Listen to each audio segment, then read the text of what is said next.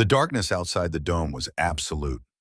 Jack Mason tightened the straps on his thermal gloves and watched as another bank of warning lights flashed red across the command console. The storm had been growing stronger all evening, hurling sheets of ice against the reinforced windows of the small research station.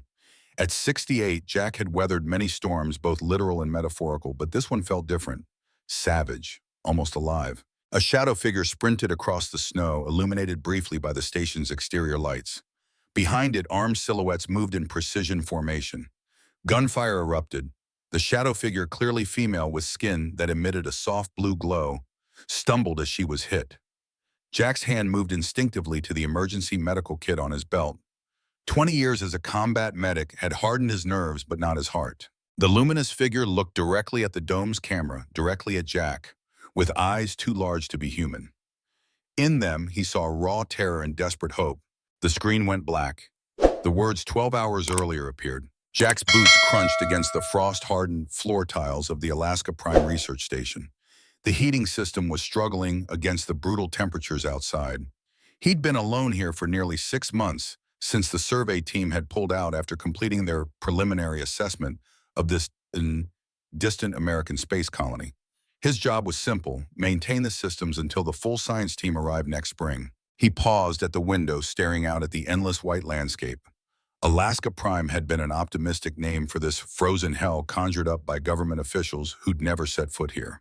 The irony wasn't lost on Jack. After Sally died, he'd volunteered for this posting precisely because nobody else wanted it. Isolation was a comfort when your heart was already frozen. The photograph of Sally on his desk was worn at the edges from years of handling. Beside it was another frame, his son Michael in full military dress before his deployment to Afghanistan, before the IED that sent him home in a flag-draped coffin. The station's comm unit crackled. Monthly check-in, Sergeant Mason, status report. Jack activated the microphone. All systems functional. Generators at 87% efficiency. Food supplies adequate. Medical supplies adequate. Next supply drop still on schedule for 6 weeks from today. Any unusual activity to report? Jack glanced at the monitor showing the barren landscape outside. Nothing to report. Very good. Next check-in in 30 days. Command out. The silence returned, broken only by the hum of machinery and the howl of wind. Jack pulled his maintenance checklist from the pocket of his parka. The primary generator needed its weekly service, and with the storm intensifying, he couldn't afford any power failures. He moved methodically through the narrow quarters of the station, his mind drifting back to another time. The dust-choked streets of Fallujah in 2003, the weight of his medical pack, the sound of his commanding officer's voice. Stay focused, Mason. Your hands save lives when your mind stays in the present. The memory was like muscle memory, now emerging whenever he needed steadiness. As a combat medic attached to a special forces unit, Jack had learned that panic was as deadly as any wound. He'd carried that lesson through 3 tours in Iraq and later into civilian life as an ER nurse. The generator room was significantly colder than the rest of the station. Jack's breath fogged before his face as he knelt beside the massive machine. Its rhythmic rumbling had become so familiar, he could diagnose problems just by listening like a doctor with a stethoscope. Something was off today, a slight irregularity in its pulse. He removed the access panel and immediately found the issue. One of the fuel injectors was partially clogged with ice. If left unchecked, it would completely fail within hours. With the storm raging outside, that would be a death sentence. Jack's movements were practiced and efficient as he disconnected the injector and began the delicate cleaning process. His fingers, though not as nimble as they had been in his youth, still possessed the sureness that had once stitched wounds under enemy fire. Some skills never fade even when the battlefield changes. First rule of survival, he muttered to himself, repeating the mantra his old training sergeant had drilled into him decades ago. Fix problems while they're small. Big problems start as small ones you ignored. It took nearly an hour of meticulous work, but the injector was finally clear. Jack reinstalled it, closed the access panel, and ran a diagnostic test. The generator's rhythm returned to its healthy hum. He allowed himself a small smile of satisfaction. That's when the alarm sounded. The security system's klaxon wailed throughout the station. Jack rushed back to the command center, heart pounding with a familiar adrenaline surge he hadn't felt in years. The main screen showed multiple alerts: unidentified aircraft detected, unauthorized entry to perimeter, biological anomaly detected. Jack quickly cycled through the external camera feeds. The storm made visibility poor, but he could clearly see a small craft not much larger than a helicopter had crash-landed approximately half a mile from the station. The design was unlike anything in the American or Allied forces inventory, sleeker, with organic curves rather than hard military angles. More concerning were the second set of readings. Another craft had landed near the perimeter. This one was definitely military, a stealth transport used by the North American Military Alliance's Special Operations units. Jack recognized the profile immediately. What he couldn't understand was why they would be here so far from any strategic location in the middle of a Category 5 ice storm. The exterior camera suddenly captured movement in the swirling snow. A figure was running toward the station, stumbling, falling, pushing forward again with desperate determination. Behind it, 6 armed soldiers moved in tactical formation, weapons raised. Jack zoomed in on the lead figure and felt his breath catch. It wasn't human, at least not entirely. The figure appeared female with a humanoid form, but her skin emitted a soft blue luminescence that pulsed with each labored breath. Her features were delicate, with eyes larger than human proportion. The soldiers pursuing her wore the distinctive all-black uniforms of Nama's Ghost Division, a covert unit Jack had encountered during his final tour in Iraq. They specialized in operations that officially never happened. Jack's mind raced. Protocol was clear: this was a military operation, and as a civilian contractor, he was to offer full cooperation and non-interference. But something felt wrong. The woman, or whatever she was clearly terrified, wounded, and outnumbered.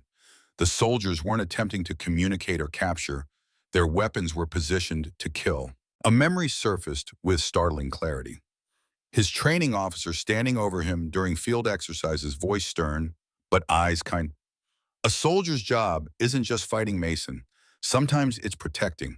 When you see someone helpless being hunted, you don't ask whose side they're on. You act. That's what separates warriors from just killers. Jack made his decision. He hurried to his quarters and unlocked the secure cabinet beneath his bed. Inside was a small med kit, unlike standard issue one he'd assembled himself during his years in combat zones. It contained specialized trauma supplies, advanced hemostatics, and synthetic blood substitutes that worked across species. The military hadn't officially approved such kits, but combat medics in the field had learned that official protocols often lagged behind battlefield realities. Next, he accessed the station's defense systems.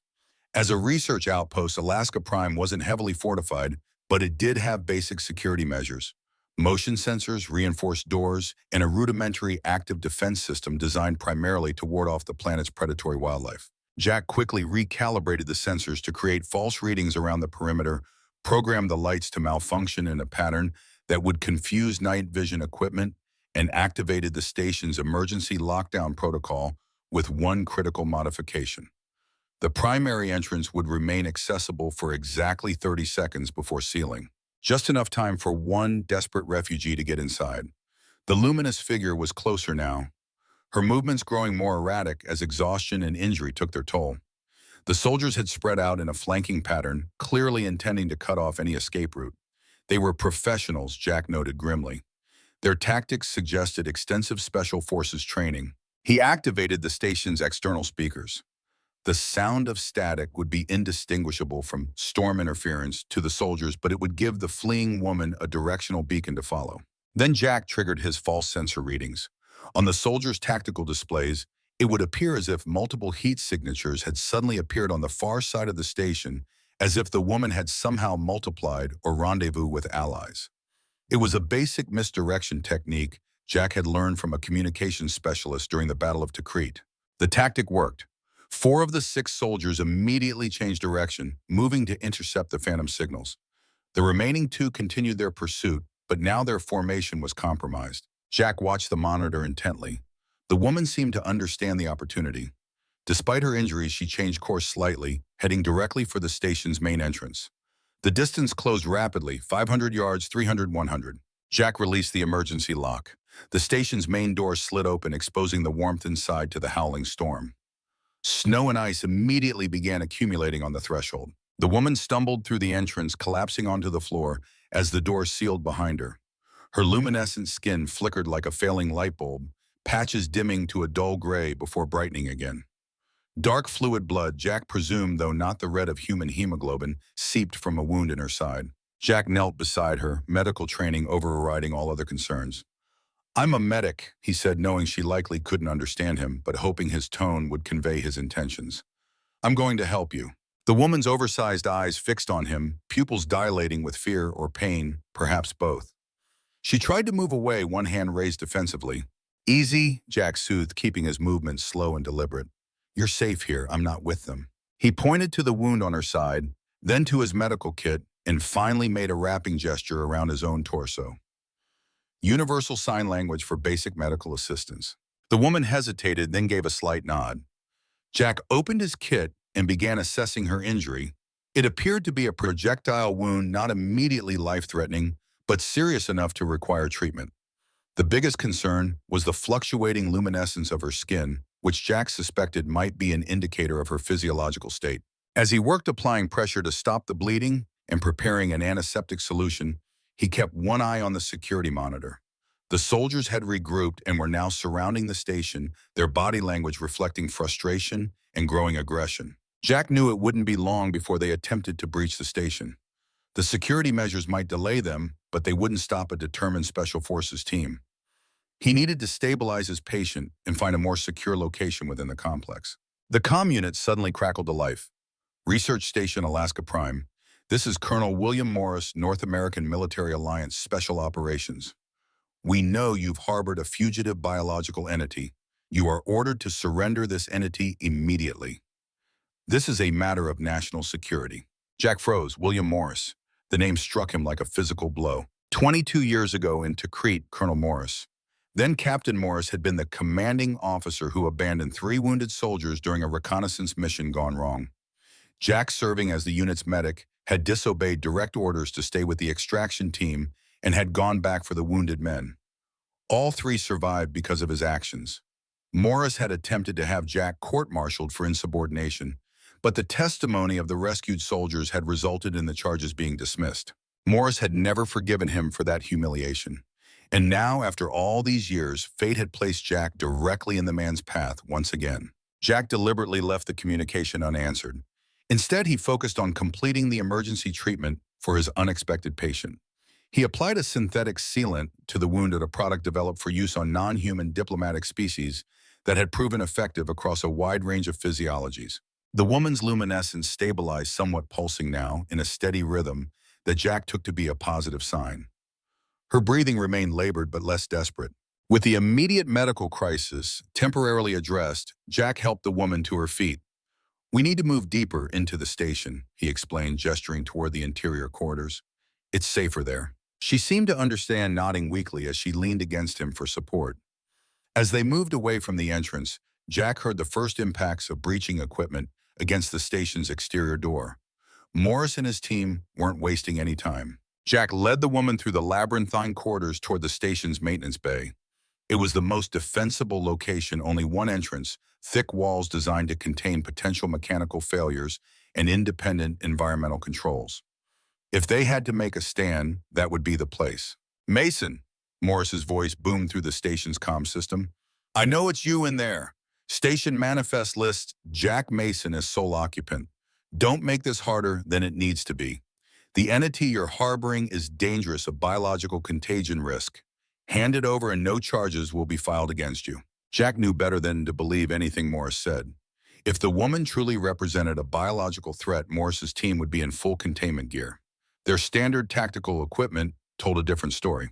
The maintenance bay door slid open as they approached. Jack helped the woman inside, then sealed the door behind them and engaged the local security to override, a precaution he'd implemented during his first month at the station, born of old combat habits that had never quite faded. He eased the woman onto a makeshift bed he quickly assembled from emergency thermal blankets and spare parts. Her luminescence had strengthened slightly, which he hoped indicated improvement. My name is Jack, he said, pointing to himself. Jack Mason. The woman watched him intently, her large eyes unblinking. Slowly, she raised a slender hand and placed it against her chest. Lyra, she said, her voice melodic but clearly strained. I am Lyra. Jack blinked in surprise. You speak English. Lyra shook her head slightly. Learn quickly. From mind. She gestured weakly toward her head, then toward Jack. Before Jack could process this information, the station's security system blared another warning. The exterior door had been breached. Morris and his team were inside. Jack checked the security feed on a small portable monitor. 6 soldiers in tactical gear had entered the station, moving with the practiced precision of veteran operators. Morris led them, his silver hair, the only indication of the decades that had passed since Jack had last seen him. His face was as hard and uncompromising as Jack remembered. "Sweep the facility," Morris ordered. "Find the alien and Mason. Non-lethal tactics for Mason. I want him alive. The alien is expendable if it resists." Jack's jaw tightened. Morris hadn't changed, still willing to sacrifice lives when they became inconvenient. He turned back to Lyra, who was watching him with evident concern. "Bad men. Come," she said. It wasn't a question. "Yes," Jack confirmed, "but they'll have to find us first, and I've learned a few tricks about staying hidden." He managed a reassuring smile. Military experience has to be good for something in retirement. Jack quickly activated several security protocols he'd modified during the long empty months at the station. The internal sensors would show false heat signatures throughout the complex. The communication system would broadcast phantom radio chatter, suggesting multiple occupants, and the lighting would malfunction in patterns designed to disorient and confuse.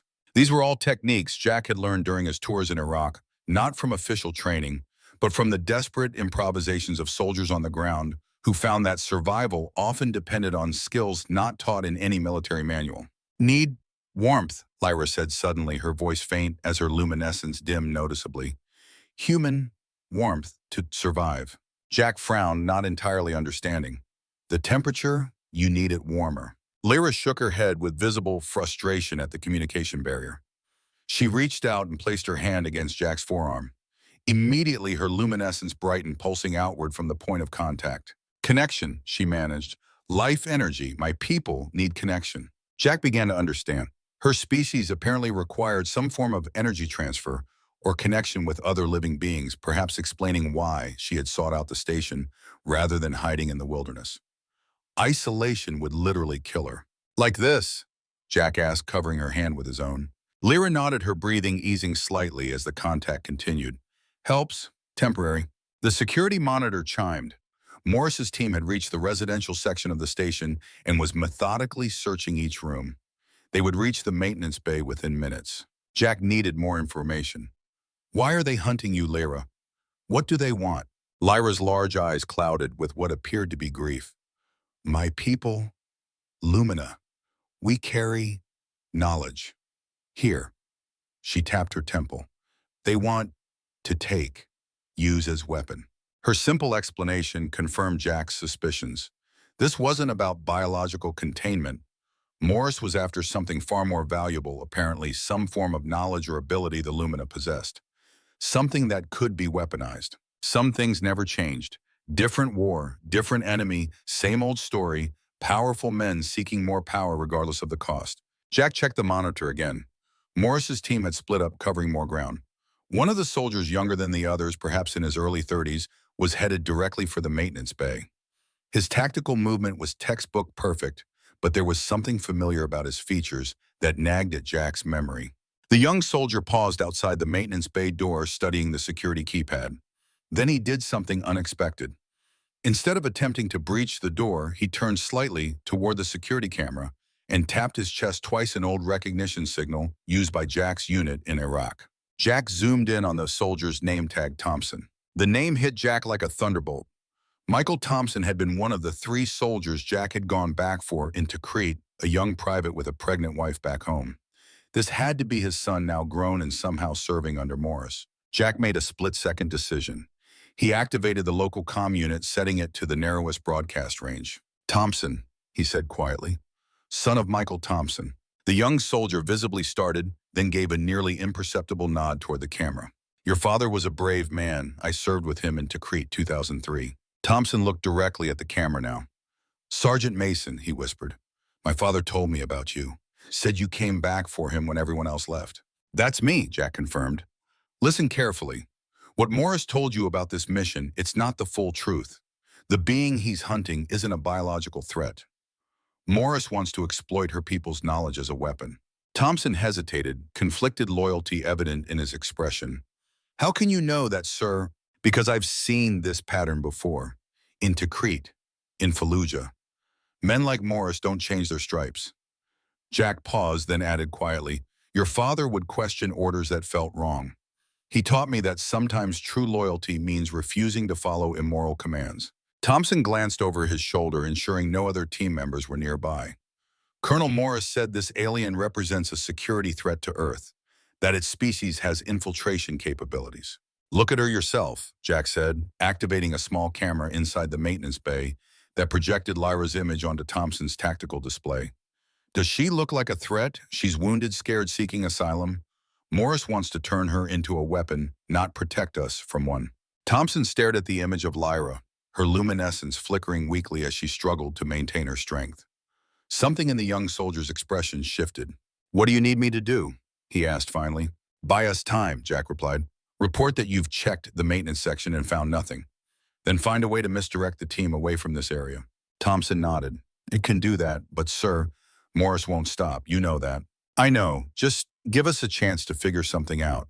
Thompson straightened, military discipline reasserting itself. Understood, Sergeant. For what it's worth, my father named me Ryan. After you, Ryan Jack Thompson, said he wanted me to have the name of the bravest man he ever knew. Before Jack could respond, Thompson Ryan turned and moved away from the door, speaking into his comm unit. Maintenance section clear, no signs of activity. Moving to section 4. Jack watched the monitor as Ryan rejoined the search pattern, subtly guiding the team away from the maintenance bay. It wouldn't fool Morris for long, but it might give them the precious time they needed. He turned back to Lyra, who had been watching the exchange with evident interest, despite her weakened state. Friend, she asked, gesturing toward the monitor. I think so, Jack replied. His father was someone I helped once. Lyra's expression seemed to soften. Good memories. I see in you, healer, protector. Jack felt a strange sensation as Lyra spoke, as if she were somehow seeing past his physical appearance into something deeper. You can read my thoughts. Not thoughts, feelings, memories with strong emotion. Lyra's luminescence pulsed slightly brighter. My people, Lumina. We connect, share, learn. This explained her rapidly improving command of English, Jack realized. She wasn't just learning the language, she was absorbing it from him through some form of empathic connection. Can you show me, Jack asked. Help me understand what's happening. Lyra hesitated, then slowly raised her hand. May touch, your face connection stronger. Jack nodded, years of medical training, having long ago eliminated any hesitation about physical contact. Lyra's slender fingers rested gently against his temple. The effect was immediate and overwhelming. Jack gasped as images flooded his mind, not like watching a film, but like remembering experiences he'd never had. A world bathed in soft prismatic light, crystalline structures that served as both dwellings and living entities. Beings like Lyra communicating through pulses of light and shared emotional resonance. Then darkness. The arrival of human military vessels. The cataloging of Lumina capabilities as strategic assets. The decision to harvest their knowledge. The desperate flight of the keepers, those like Lyra, who held the collective memory of their people. As abruptly as it began, the connection ended. Jack found himself breathing heavily, his heart racing as if he'd run a marathon. Lyra's hand fell away, her luminescence dimming from the effort. Now you understand, she whispered. Jack did understand. The Lumina weren't just another alien species. They were living repositories of knowledge, capable of absorbing and sharing information across generations. Morris and his Nama superiors didn't see people, they saw walking weapons intelligence assets to be exploited. The project, Morris mentioned, Jack said slowly. Project Infinite Light. That's about your people, isn't it? Lyra nodded weakly. Take our ability, use for war, spies who absorb all knowledge, soldiers who know enemy plans. But process kills us. The implications were staggering. The ability to extract and weaponize the Lumina's natural empathic and knowledge-sharing capabilities would revolutionize warfare and intelligence gathering. It would also constitute genocide of Lyra's species. Jack's decision crystallized with absolute clarity. I won't let them take you, he promised. We'll find a way out of this. The security alert chimed again. Morris had gathered his team for a briefing in the station's command center. Jack activated the audio feed. Mason is hiding the alien somewhere in the maintenance section, Morris was saying, his voice hard with frustration. Thompson's scan must have missed something. We'll do another sweep room by room if necessary. Sir, Ryan interjected carefully. With the storm intensifying, we're approaching the safety threshold for extraction. Another hour and our transport won't be able to take off. Morris fixed him with a cold stare. We're not leaving without the luminous specimen Thompson. Project Infinite Light is too important. If necessary, we'll weather the storm here and extract when conditions improve. Yes, sir, Ryan replied, his voice neutral, but his expression visible to Jack on the monitor troubled. Jack considered their options. The storm might actually work to their advantage, preventing immediate extraction. But it also meant that Morris and his team would be trapped here, with them conducting increasingly thorough searches until they found the maintenance bay. They needed a diversion, something significant enough to occupy Morris's team, while Jack and Lyra escaped to a more secure location, or ideally found a way off the station entirely. An idea began to form, risky but potentially effective. Lyra, Jack said quietly, I need to leave you alone briefly. I'm going to create a distraction that might give us a chance to move to a safer location. Can you maintain your strength for a short time without contact? Lyra nodded, though her luminescence flickered worryingly. Short time? Yes. Be careful. Jack checked his medical kit, selecting several items he might need. Then he accessed the maintenance bay's local terminal and initiated a specific sequence, one he'd designed months ago during the endless empty hours, more as a mental exercise than from any expectation of actually using it. The station's fire suppression system had been built with redundancies, standard procedure for remote installations where equipment failure could mean death. Jack had discovered that with the right command sequence, those redundancies could be exploited to trigger emergency protocols in specific sections without actual fire detection. He programmed a cascading series of false fire alarms to activate throughout the residential and research sections of the station everywhere except the maintenance bay and a specific emergency access tunnel that led to the station's secondary communication array.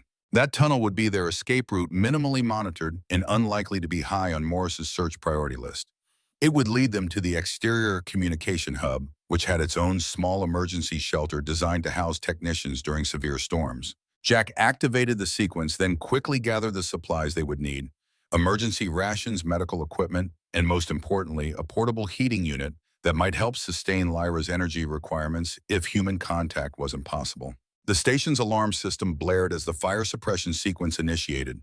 Through the security monitor, Jack watched Morris and his team react with professional urgency, quickly organizing to address what they believed to be a serious threat to the station's integrity.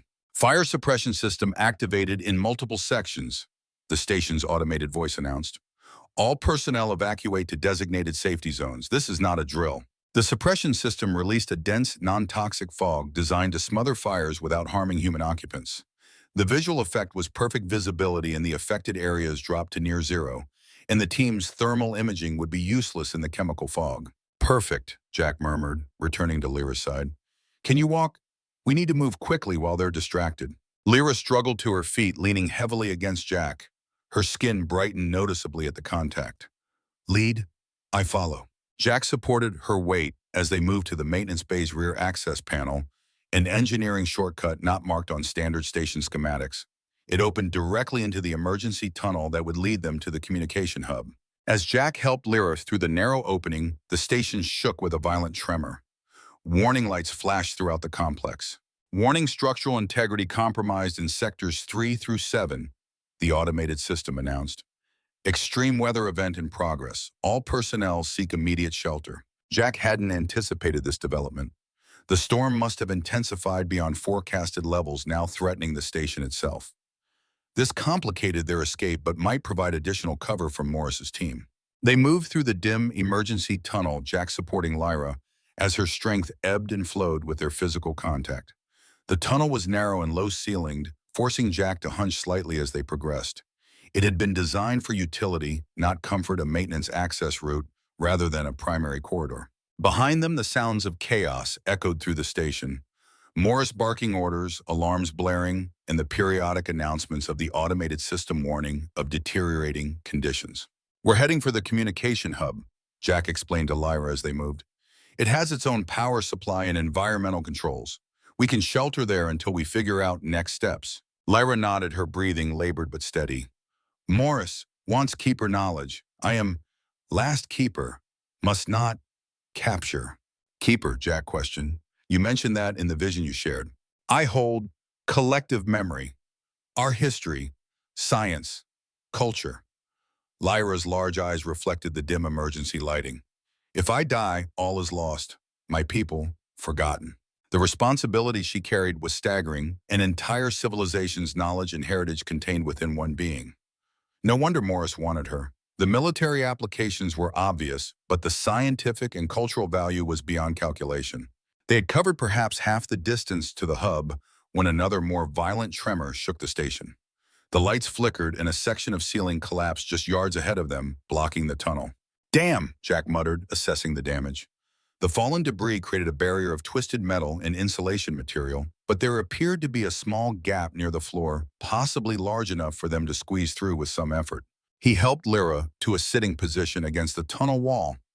Rest for a moment. I need to check if we can get past this. Jack examined the collapsed site, carefully testing the stability of the debris.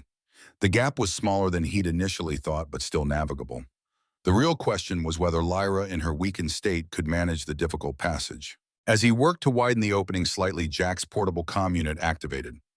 Ryan Thompson's voice came through pitched low and urgent. Sergeant Mason, if you can hear this, be advised, Colonel Morris has figured out your diversion.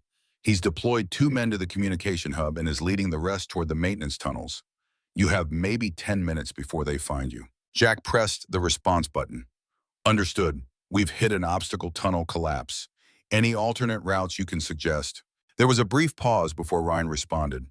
There's an auxiliary ventilation shaft that connects to the primary environmental control room. From there, you can access the vehicle bay. If you could reach one of the terrain vehicles, you might be able to escape the station entirely. It wasn't ideal. The storm made exterior travel extremely dangerous, but it might be their only option. Location of the ventilation access, Jack asked. 50 meters back, look for maintenance panel V14. The shaft is tight but navigable. Ryan's voice dropped even lower. I can delay the team for maybe 5 extra minutes, but that's it. After that, I'll be compromised. Don't risk yourself unnecessarily, son, Jack cautioned. Your father would never forgive me. My father would expect nothing less, Ryan replied firmly. Mason out. Jack returned to Lyra, explaining the change of plans. She nodded understanding, though her luminescence had dimmed noticeably during their separation. They backtracked, quickly locating the ventilation access panel where Ryan had indicated. Jack removed the panel, revealing a narrow shaft barely wide enough for an adult human. It would be a tight fit, especially for Jack with his broad shoulders, but they had no choice. I'll go first, Jack told Lyra. Follow directly behind me. Stay close. The contact seems to help your energy levels. He entered the shaft, feet first, wriggling through the confined space with difficulty. His combat training had included extraction from tight spaces, but that had been decades ago when his body was more flexible and resilient. Still, necessity drove him forward inch by painful inch. Lyra followed, her slender form having less difficulty with the tight confines. Her proximity to Jack seemed to strengthen her, her luminescence brightening as they progressed through the dark shaft. The ventilation system wasn't designed for human passage, and several times they had to navigate around fan assemblies and filtration units. Jack's shoulders were soon scraped raw from contact with the metal edges, but he pressed on without complaint. After what seemed an eternity of claustrophobic crawling, they reached the environmental control room. Jack pushed open the access grate and helped Lyra into the larger space, both of them grateful for the ability to stand upright once more. The environmental control room was the heart of the station's life support system, a complex array of machinery that regulated air quality, temperature, and humidity throughout the complex. Under normal circumstances, it would be staffed continuously. In the current skeleton crew configuration, it was monitored remotely from the command center. Jack quickly oriented himself, identifying the access corridor that would lead to the vehicle bay. They were making good progress, perhaps too good. Something's wrong, he muttered, checking his portable security monitor. Morris's team was still searching the maintenance tunnels, showing no indication they were aware of Jack and Lyra's change in route. Either Ryan had succeeded in misdirecting them more effectively than expected, or it's a trap, Jack realized aloud. They know exactly where we're going. They're hurting us. Lyra looked at him with alarmed understanding. What do now? Jack considered their options. If Morris had anticipated their move toward the vehicles, that route was compromised. The communication hub was also watched. The maintenance tunnels were being actively searched. They needed an option. No one would expect something so counterintuitive that even Morris wouldn't consider it. We go up, Jack decided. To the observation dome. The observation dome was the highest point of the station, a reinforced glass structure originally designed for astronomical observation and study of atmospheric phenomena. It would be the last place anyone would expect them to go during a severe storm, as it was the most exposed section of the facility, which made it perfect. Sometimes the best hiding place was the most obvious one that no rational person would choose. Jack led Lyra through a series of maintenance ladders and access tubes, deliberately avoiding main quarters where they might encounter Morris's team. The climb was arduous, particularly for Lyra in her weakened state, but the frequent physical contact required to help her negotiate the difficult passages seemed to provide her with enough energy to continue. As they climbed higher in the station, the sounds of the storm grew louder. The reinforced walls and insulation couldn't completely muffle the howling winds that battered the structure with increasing ferocity. Finally, they reached the access hatch to the observation dome. Jack hesitated before opening it. Once inside, they would be visible from multiple angles if anyone thought to check the security feeds for that area. But it also offered a 360-degree view of the surroundings, meaning they couldn't be approached without warning. "Ready?" he asked Lyra. She nodded, her large eyes reflecting determination despite her obvious fatigue. Jack opened the hatch and helped her through. The observation dome was dark, illuminated only by emergency lighting and the occasional flash of electrical discharges in the storm clouds outside.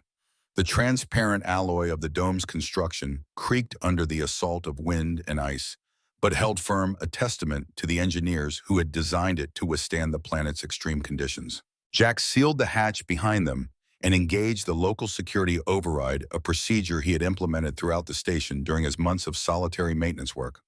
Old combat habits died hard, and the practice of securing exit routes had become second nature during his tours in Iraq. The dome offered no real comforts, just a few observation stations with specialized equipment and two contoured chairs designed for long periods of sky gazing. Jack helped Lyra to one of these chairs, noting with concern how her luminescence flickered with increasing irregularity. "Rest," he urged. "We should be safe here for a while." Lyra's large eyes fixed on him with an intensity that seemed to penetrate beyond physical sight. "You risk much for stranger." Jack smiled slightly. "I've got a bad habit of helping people I'm not supposed to. Got me in trouble my whole career." "Not trouble," Lyra corrected softly. "Honor, I see, in your memories. Lives saved. Pain eased." She paused, her luminescence pulsing briefly brighter. "Your son was same, brave, kind." The mention of Michael sent a sharp pang through Jack's heart. "You saw him." "In my memories." Lyra nodded. "When we connected, his light, still strong in you." She struggled visibly to find the right words. "Not gone, changed form." It was perhaps the most comforting thing anyone had said to Jack about his son's death. Not empty platitudes or awkward sympathy, but a simple statement of perceived truth from a being who experienced reality differently than humans. Before Jack could respond, his portable security monitor chimed. Morris had figured out their location and was redirecting his team toward the observation dome. They had perhaps 5 minutes before company arrived. "We need a new plan," Jack muttered, scanning the dome for options. There weren't many. The only exit was the hatch they had entered through, and the transparent walls offered no concealment. Then Jack's gaze fell on the specialized equipment at one of the observation stations, specifically a weather monitoring array designed to track storm patterns and intensity. An idea formed, desperate and risky, but potentially effective.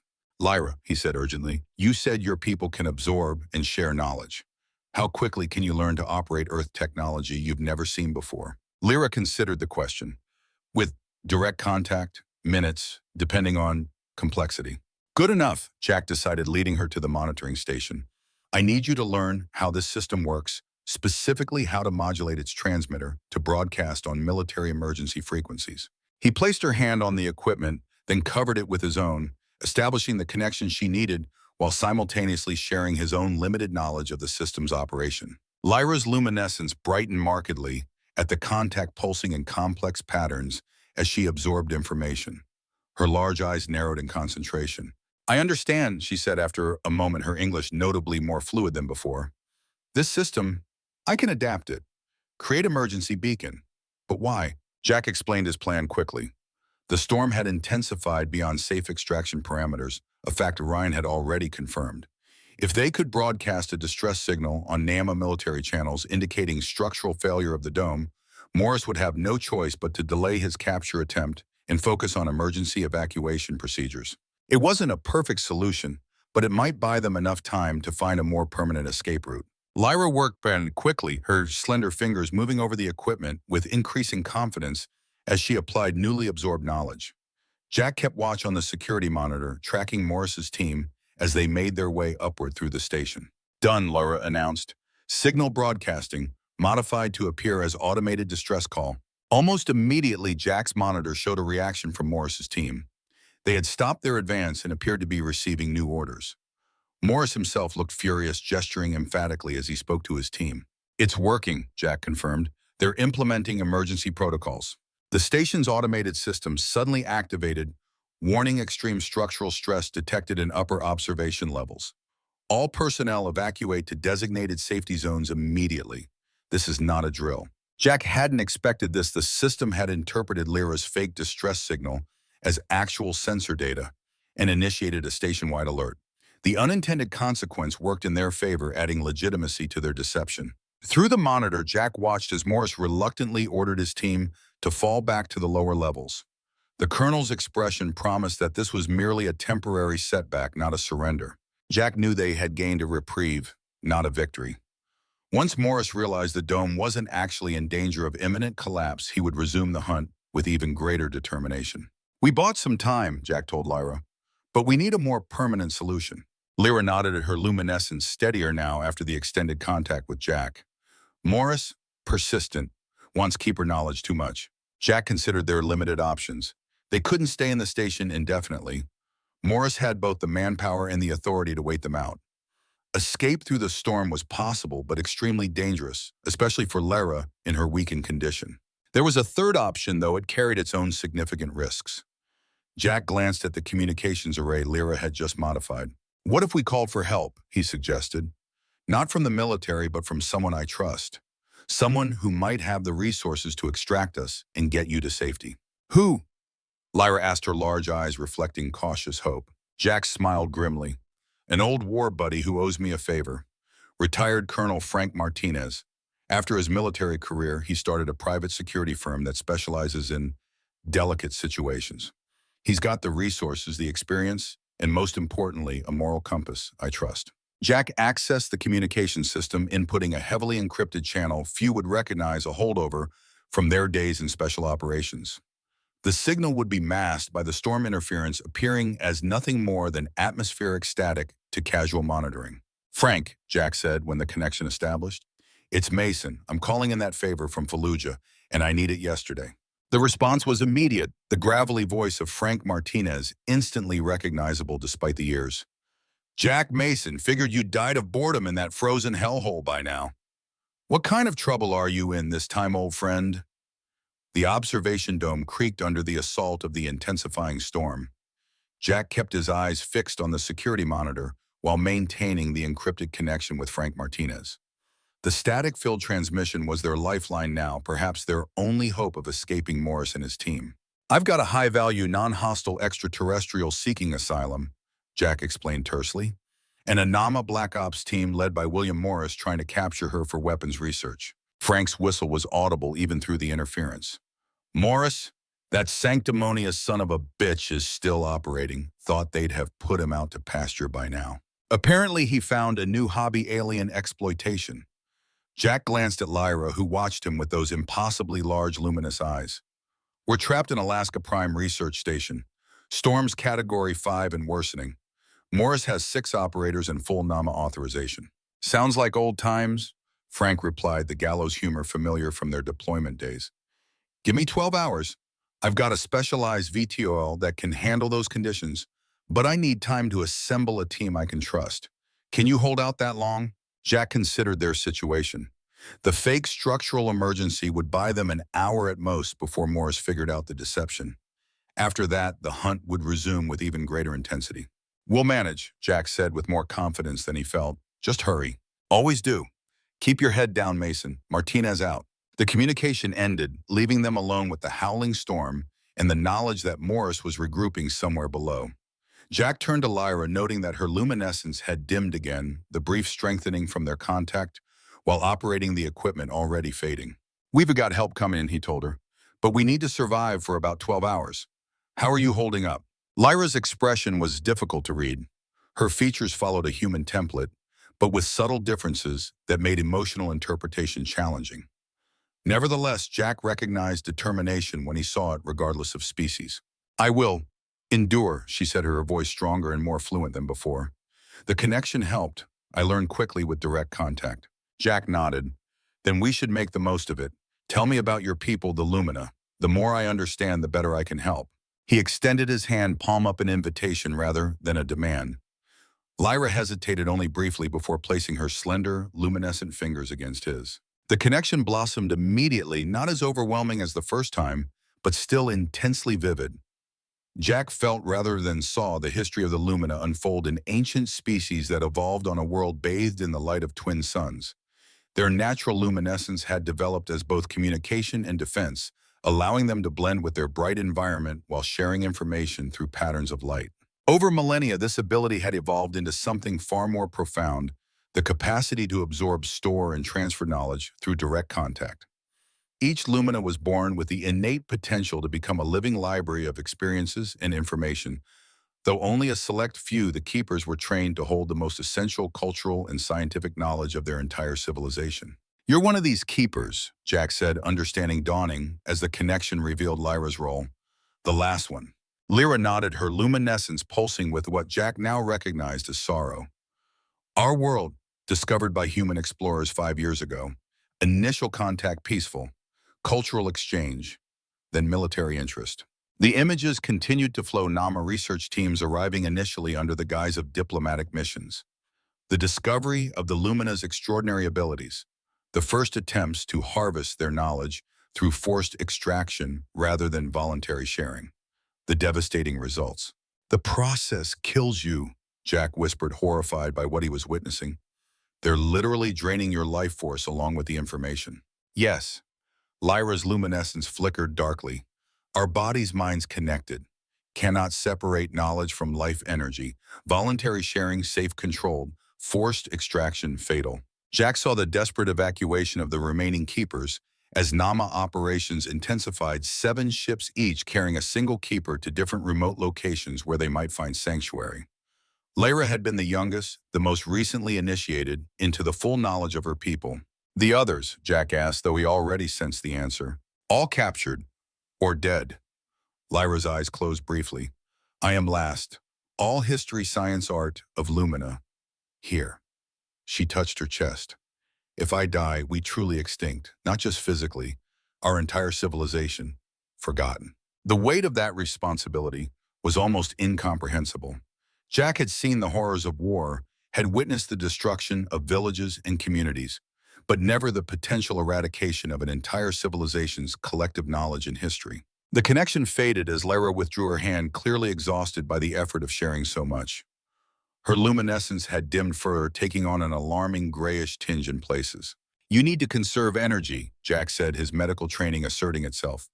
"What can I do to help strengthen you?" "Proximity helps," Lyra explained. "Direct contact best. Your species, strong life energy, compatible with Lumina." Jack considered their options. The observation dome was secure for the moment, but they couldn't stay there indefinitely. They needed to find a location where they could remain hidden for the next 12 hours somewhere, with access to supplies that might help sustain Lyra's strength. The medical bay would have been ideal, but it was certainly being monitored by Morris's team. The research labs might contain equipment that could be adapted to generate energy patterns compatible with Lumina physiology, but reaching them would mean traversing heavily patrolled areas of the station. Their best option was the geothermal regulation room, a seldom-used facility that monitored the station's heat exchangers. It was located in a sub-level between the main floors, accessible through maintenance shafts rather than primary corridors, and contained equipment designed to channel and regulate energy. With some modifications, those systems might provide supplemental energy for Lyra until Frank arrived with the extraction team. "I have an idea," Jack told her, checking the security monitor once more. Morris's team had withdrawn to the command center, still operating under the assumption that the upper levels were structurally compromised. "But we need to move quickly before they realize we've tricked them." He helped Lyra to her feet, supporting her weight as her strength ebbed. The physical contact seemed to help her luminescence brightening slightly where their bodies touched. Jack led them back through the access hatch, descending through the maintenance passages toward the station's lower levels.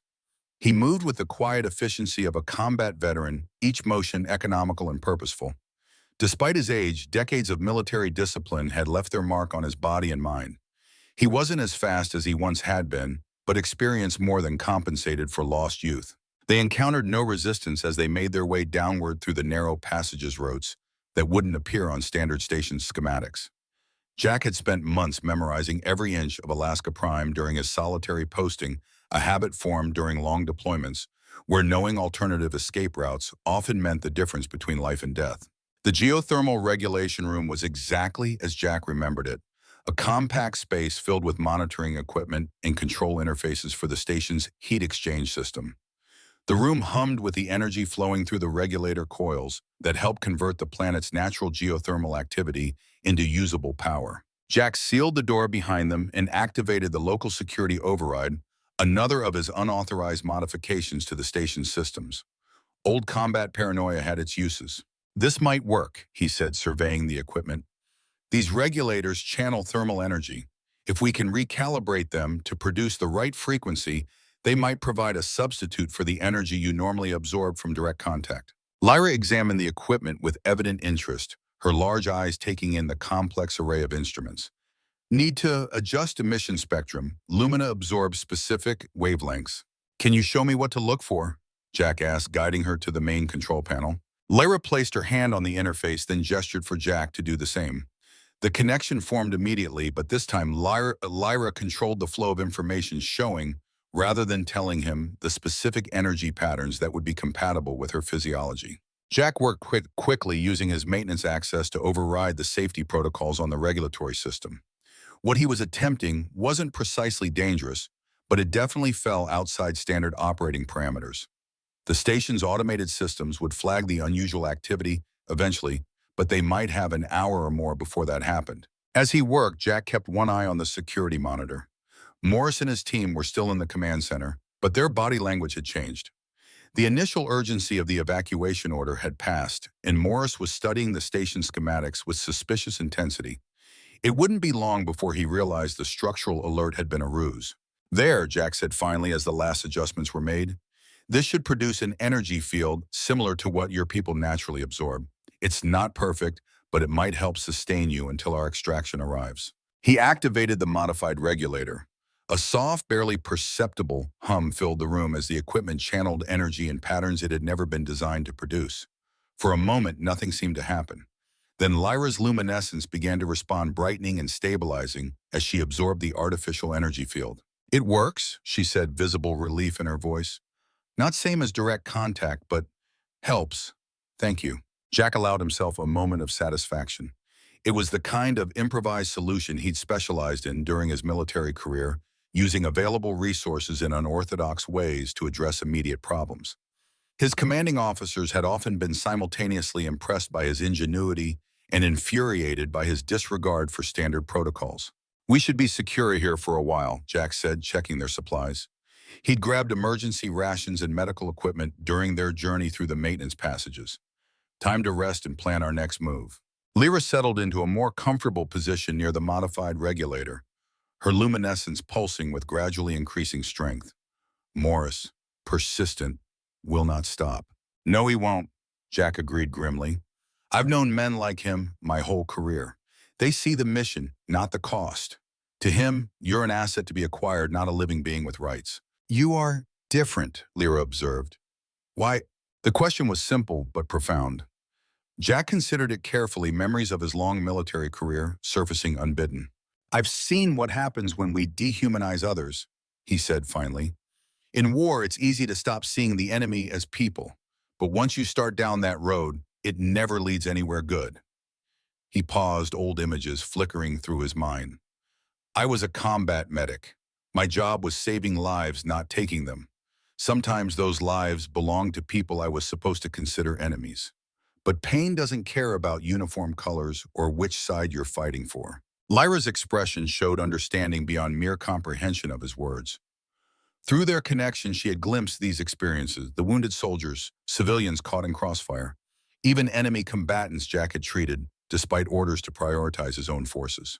Your son followed your path, she said softly, healer in war. Jack nodded, the familiar ache of loss temporarily overshadowed by pride. Michael was an army medic in Afghanistan. His unit hit an IED on patrol. He got everyone else out before his voice trailed off. Even after years, some wounds remained raw. He lives in your memories, Lyra said. All Lumina believe energy of those we love never truly lost, transformed. It was a comforting thought when one that echoed beliefs from many human cultures. Before Jack could respond, the security monitor chimed an alert.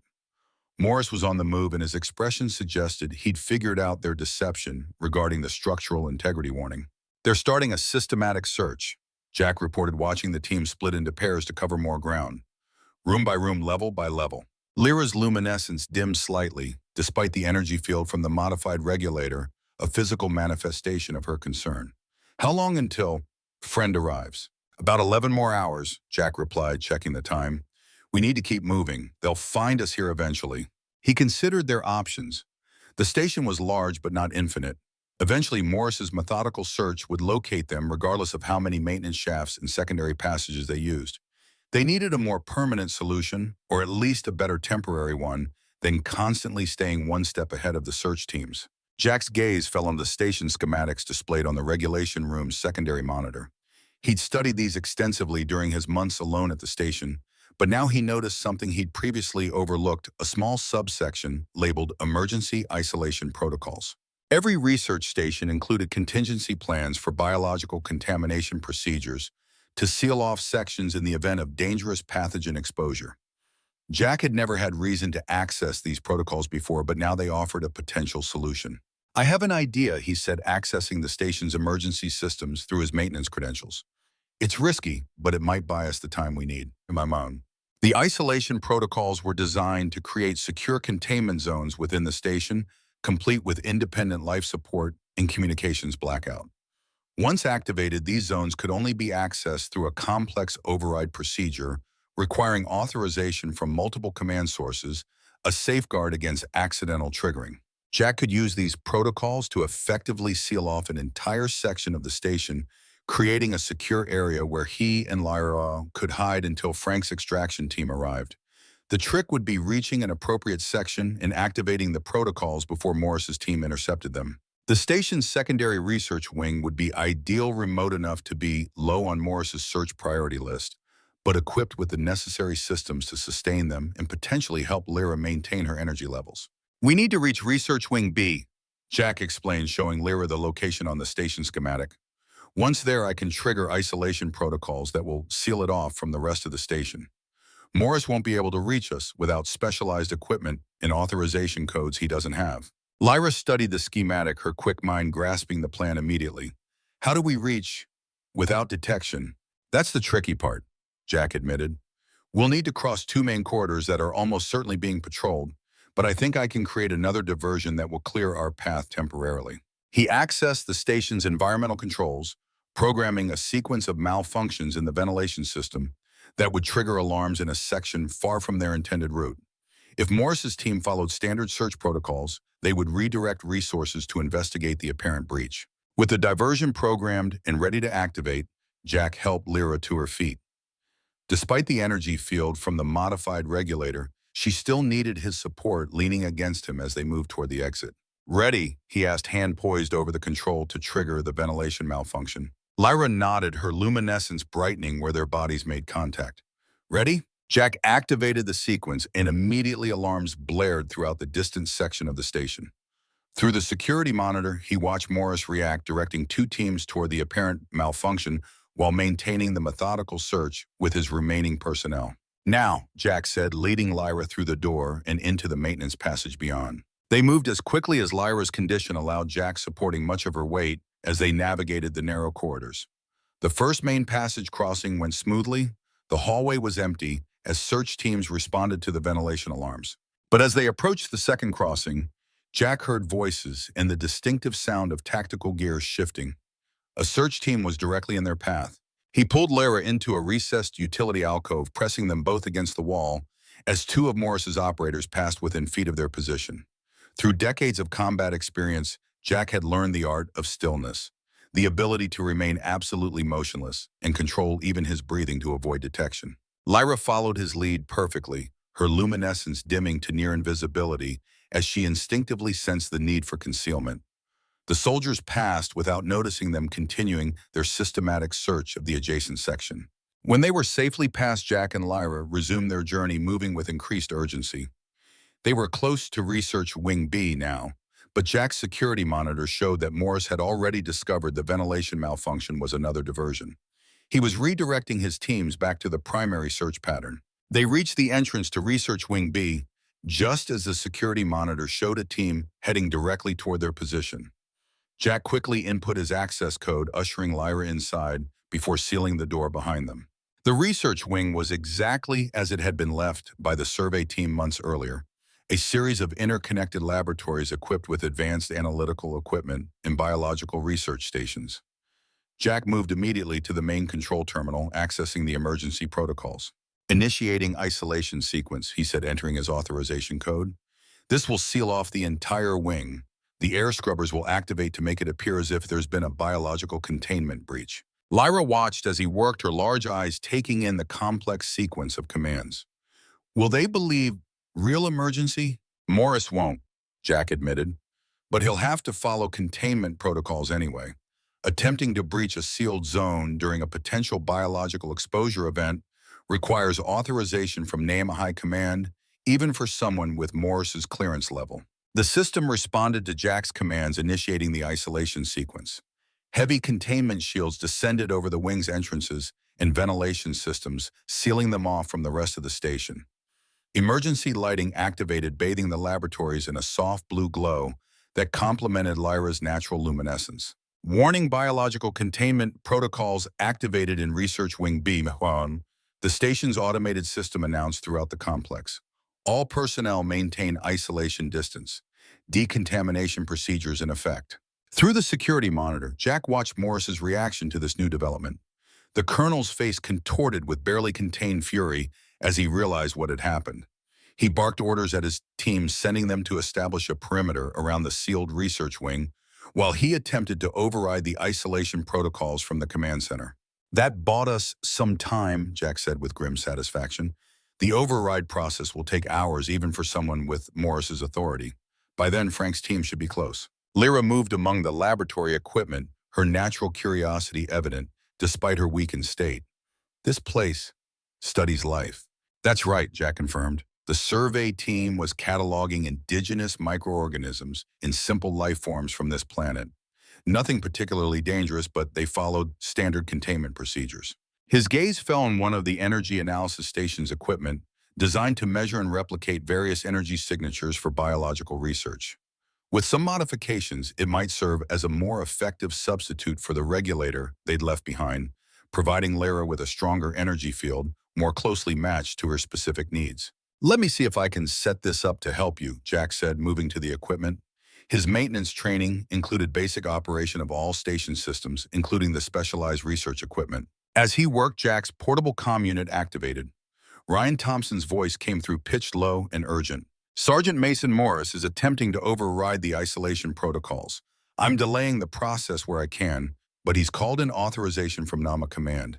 You have maybe 3 hours before he breaks through. Understood, Jack replied. Any chance of redirecting him? Creating another diversion. Not without exposing myself, Ryan answered regretfully. He's already suspicious of the convenient equipment malfunctions. I need to maintain cover if I'm going to be any help at all. You're right, Jack agreed. Don't compromise yourself. Just keep me informed of any major developments. Will do. And Sergeant, my father would be proud of what you're doing. Thompson out. The mention of Michael Thompson, Ryan's father, and the soldier Jack had risked his career to save in Tikrit brought a momentary flood of memories. So many connections across time threads weaving together to create this present moment. There was something fitting about helping the son of a man he'd once saved. Jack refocused on the energy analysis station, completing the modifications that would generate a field more compatible with Lyra's physiological needs. When he activated the system, the effect was immediate and striking. Lyra's luminescence brightened dramatically, the grayish patches fading as her energy levels surged. Better, she said, clear relief in her voice. Much better. Good, Jack said. You should rest while you can. Absorb as much energy as possible. We're likely to need it before this is over. While Lyra rested near the modified energy field, Jack took inventory of their resources within the sealed research wing. The laboratories were well stocked with equipment that might be useful for defense or creating additional diversions. There were also emergency rations stored in each section, enough to sustain them for days if necessary. Most importantly, the wing had its own communication array separate from the station's main system. If Morris managed to jam or disable standard communications, Jack would still be able to maintain contact with Frank's approaching extraction team. As he cataloged their resources, Jack's thoughts turned to the bigger picture.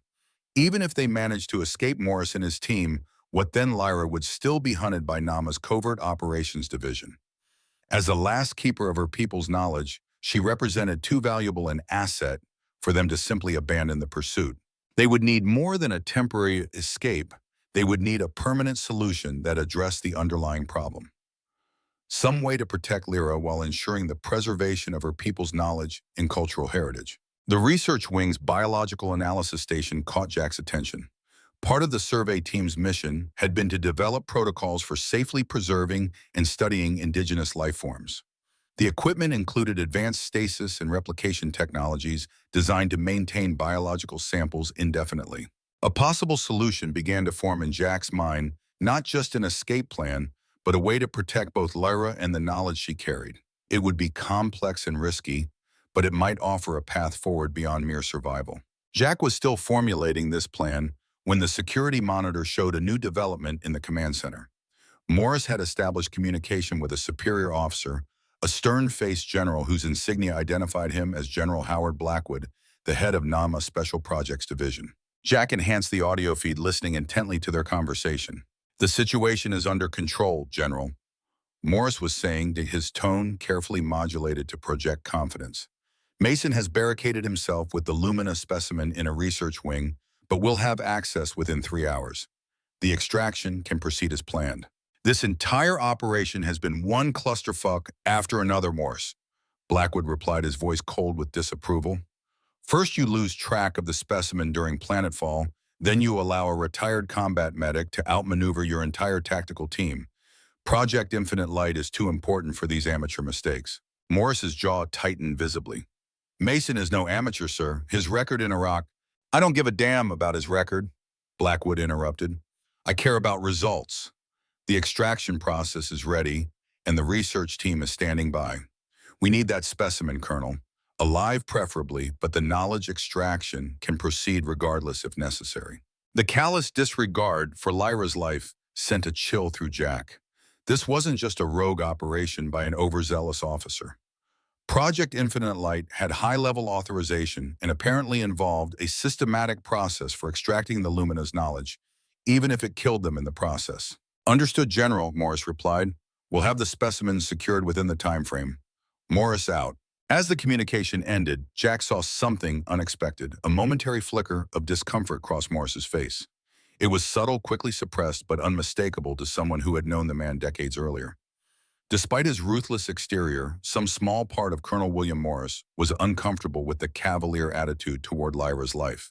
It wasn't much, but it was something, a potential pressure point that might be exploited if necessary. Even the most hardened military officers sometimes retain fragments of humanity that could be leveraged in desperate situations. Jack turned away from the monitor to find Lyra watching him, her large eyes reflecting understanding beyond what she could have heard from her position. "They see only resource," she said quietly, "not person." "I know," Jack replied, "but not everyone thinks that way. There are still good people in the military officers who would be horrified by what Morris and Blackwood are doing. The problem is reaching them, making them aware of what's happening." An idea began to form, risky and potentially treasonous, but possibly their best chance at a lasting solution rather than merely temporary escape. "Lyra," Jack said slowly, "your people can share knowledge through direct contact, but can you also record it somehow, transfer it to non-living storage?" Lyra considered the question, her luminescence pulsing thoughtfully. "Possible, but difficult. Requires specific crystalline medium, compatible energy signatures." Jack turned to the research wing's inventory terminal, searching through the equipment catalog. The survey team had collected numerous indigenous mineral samples, including crystalline formations from the planet's northern mountain ranges. Would something like this work? He asked, displaying an image of a translucent, multifaceted crystal with unusual energy-conducting properties. Lyra moved closer to examine the image, her luminescence brightening with interest. Yes, similar to memory crystals of lumina. Where is it? Jack checked the inventory location. Storage room C in the geological sample collection. If we can adapt it correctly, could you transfer a portion of your knowledge into it? Not everything, but enough to demonstrate your people's value beyond military applications. I could create record, scientific knowledge, medical advances, cultural history. Lyra understood his intent immediately. Evidence of peaceful value. Exactly, Jack said. If we can create an undeniable record of the Lumina's contributions knowledge that could benefit humanity without exploitation, we might be able to shift this from a military operation to a diplomatic one. It was a long shot, but Jack had seen similar strategies work during his military career. Sometimes the best way to fight against an unethical operation wasn't direct confrontation, but changing the narrative entirely, moving the battleground from the physical to the political. They located the crystalline samples in the storage room. The formations were beautiful lattice-like structures that seemed to capture and refract light in complex patterns. Jack carefully removed several of the largest specimens, bringing them back to the main laboratory where Lyra waited. These will need modification, she explained, examining the crystals. Must align energy pathways, create proper receptive matrix. Jack's experience with the station's equipment allowed him to follow her instructions using the laser etching tools to carefully modify the crystalline structures according to her specifications. It was delicate work requiring steady hands and precise adjustments. As they worked, Jack kept one eye on the security monitor. Morris had assembled his team near the sealed entrance to the research wing. They were preparing breaching equipment while technicians attempted to override the isolation protocols from multiple access points. They're working faster than expected, Jack noted grimly. We may have less time than Ryan estimated. Lyra nodded, understanding, her fingers moving with increasing urgency as they prepared the crystals. When the modifications were complete, she held the largest specimen, carefully closing her oversized eyes in concentration. Need quiet, she whispered. Complete focus. Jack stepped back, maintaining watch on the security feeds while Lyra began the knowledge transfer process. Her luminescence intensified dramatically, converging in pulsating patterns that flowed down her arms and into the crystal. The mineral structure responded, beginning to glow with an internal light that mirrored Lyra's own luminescence. The process was clearly taxing. Lyra's form trembled with effort, her normally smooth light patterns becoming erratic as she channeled massive amounts of information into the receptive crystal. Jack watched with concern, ready to intervene if the strain became too great, but Lyra maintained her focus with remarkable determination. After nearly 20 minutes of intense concentration, the transfer completed. Lyra slumped forward, exhausted, as the crystal continued to pulse with stored energy and information. Jack moved quickly to support her, helping her to a nearby chair. Are you all right? He asked, medical training asserting itself as he checked her vital signs as best he could with unfamiliar physiology. Weakened, but will recover, she assured him. Crystal now contains medical knowledge, cures for human diseases, clean energy technology, historical record of first contact, evidence of peaceful intentions. Jack examined the crystal with wonder. Such a small object now containing knowledge that could potentially transform human medicine and technology, knowledge freely given rather than forcibly extracted. This could change everything, he said. If we can get this to the right people, legitimate scientists as diplomatic personnel, it creates a completely different narrative about the Lumina. Lyra's expression showed both hope and caution. Some will still want military applications. Power always attracts power seekers. True, Jack acknowledged, but it's harder to maintain a black ops exploitation program once legitimate civilian scientists are involved. Sunshine is the best disinfectant, as they say. The security monitor chimed an alert. Morris's technical team had made significant progress overriding the isolation protocols. The estimated breach time had shortened to less than an hour. Simultaneously, Jack's encrypted communicator activated with a message from Frank Martinez. Inbound ETA 90 minutes. Weather's worse than expected. Hold position if possible. The timing was going to be tight. Too tight. Morris would breach the research wing before Frank's extraction team arrived. They needed another delaying tactic. Jack studied the research wing's systems looking for options. The biological research equipment included several devices designed for creating controlled environmental conditions, including atmospheric composition modulators that could alter the gas mixture within sealed chambers. I might be able to buy us some more time, Jack said, moving to the environmental control system. If I flood the area immediately outside the wing with a non-toxic but incapacitating gas mixture, it could delay their breach attempt. He programmed the atmospheric modulator to synthesize a specialized gas compound, one he'd seen used for riot control during his later deployments. It wouldn't cause permanent harm, but would induce temporary respiratory distress and disorientation, forcing Morris's team to don protective gear and follow decontamination protocols before proceeding. This will slow them down, Jack explained, as he completed the programming sequence. But it won't stop them completely. We still need to be ready to move when Frank's team arrives. Lyra had recovered somewhat, her luminescence stabilizing, though still dimmer than normal. She carefully stored the knowledge-containing crystal in a protective container, securing it within Jack's medical kit. If capture inevitable, she said solemnly, crystal must reach right people, more important than my survival. Jack shook his head firmly. Both are important. The crystal proves the value of cooperation, but you're the living embodiment of your people. We're getting you out of here, both of you. He activated the gas release sequence. Through the security monitor, he watched as the colorless compound flooded the area outside the research wing. Morris's team reacted with professional efficiency, donning emergency breathing apparatus, but the operation was unavoidably delayed as they implemented contamination protocols. Morris himself was visibly furious, barking orders at his subordinates while securing his own protective gear. The colonel's face was red with anger and exertion, his patience clearly at its breaking point. That should buy us at least 30 more minutes, Jack said with satisfaction. Now we need to prepare for the final phase meeting, Frank's extraction team, when they arrive. The research wing extended to the station's exterior wall with emergency exit hatches designed for evacuation in case of catastrophic containment failure. Under normal circumstances, opening these hatches would trigger multiple alarms and containment countermeasures. But with the wing already under isolation protocols, Jack could override those systems using his maintenance credentials. We'll exit through emergency hatch 3, he explained to Lyra, showing her the location on the station schematic. It's the furthest from Morris's current position and closest to the landing zone Frank will likely use. Lyra studied the schematic, committing the route to memory with remarkable speed. Storm still dangerous? Very, Jack confirmed grimly. The exterior temperature is well below survivable levels without proper protection. We'll need to use the emergency exposure suits from the hazard locker.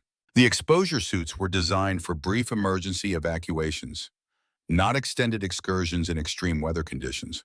They would provide maybe 20 minutes of protection against the deadly cold outside. Frank's team would need to be precisely on time and exactly at the designated coordinates. Jack gathered the necessary equipment, exposure suits, emergency beacons, the modified energy source for Lyra, and most importantly, the crystal containing the transferred Lumina knowledge. Everything essential had to be ready for immediate deployment when the moment came. As they completed these preparations, Jack's encrypted communicator activated again. Mason, it's Frank, approaching final vector. Storm's giving us hell, but we're pushing through. Be ready for extraction in exactly 47 minutes at the following coordinates. Jack checked the provided location against the station schematic. That's about 200 yards from emergency hatch 3. We can make it, but it'll be close. The security monitor showed Morris's team had recovered from the gas dispersion and resumed their efforts to breach the research wing. Their progress was steady now, the isolation protocols failing one by one as they applied specialized override equipment. They'll be through in about 30 minutes, Jack estimated. We need to be ready to move as soon as they breach. There's a secondary maintenance passage that connects to the emergency hatch. If we can reach that before they secure the main laboratory, we should be able to evacuate without direct confrontation. Lyra's luminescence had strengthened somewhat thanks to the energy field from the modified equipment, but she was still far from her full capacity. The knowledge transfer had taken a significant toll on her already depleted reserves. I will be ready, she assured him, though Jack noted the effort it took for her to maintain her composure. As they finalized their preparations, Jack's portable comm unit unexpectedly activated. Ryan Thompson's voice came through tense and hurried. Sergeant Mason Morris has ordered lethal force if you resist. He's received direct authorization from General Blackwood to terminate both you and the alien if necessary to secure the knowledge asset. I can't delay them any longer without exposing myself. Jack had expected as much. Morris and Blackwood were too committed to Project Infinite Light to let ethical concerns stand in their way. Understood, Ryan? Stay safe and maintain your cover. You've done more than enough. Good luck, sir, Ryan replied, genuine concern in his voice. Thompson out. Jack turned to Lyra, who had heard the exchange. Her large eyes reflected understanding of their increasingly desperate situation. Morris will not take chances now, she observed quietly. Kill rather than risk. Another escape. That's why we need to avoid direct confrontation, Jack agreed. We stick to the plan, reach the maintenance passage before they breach, proceed to the emergency hatch, and rendezvous with Frank's team at the extraction point. The security monitors showed Morris's team making final preparations to breach the research wing. They had overcome most of the isolation protocols and their specialized equipment was positioned to force the main entrance. Jack estimated they had less than 15 minutes before the colonel and his operators gained access. Jack helped Lyra into her exposure suit, carefully adjusting it to accommodate her different physiology. The suits were designed for human emergency evacuation, not for extended exposure to the deadly cold outside, and certainly not for alien anatomy. It would provide limited protection at best. This will help for a short time, Jack explained as he secured the final seals. But we need to reach the extraction point quickly. The suits weren't built for prolonged exposure to temperatures this extreme. His own suit felt constricting after he donned it, a familiar discomfort from emergency drills during his military service. The bulky material limited mobility and peripheral vision, but it was their only chance of surviving the brutal environment outside the station. Jack checked their essential supplies one final time. Emergency beacons, the modified energy source for Lyra medical kit, and most importantly, the crystal containing the transferred Lumina knowledge. Everything had been secured in specialized containment pouches designed to withstand extreme conditions. Ready? He asked Lyra, who stood near the entrance to the maintenance passage. Her luminescence was visible even through the suit material, pulsing with determination despite her weakened state. Ready? She confirmed, her voice stronger and more fluid than before. Jack activated the security override that would unseal the passage entrance while maintaining the isolation protocols in the main laboratory.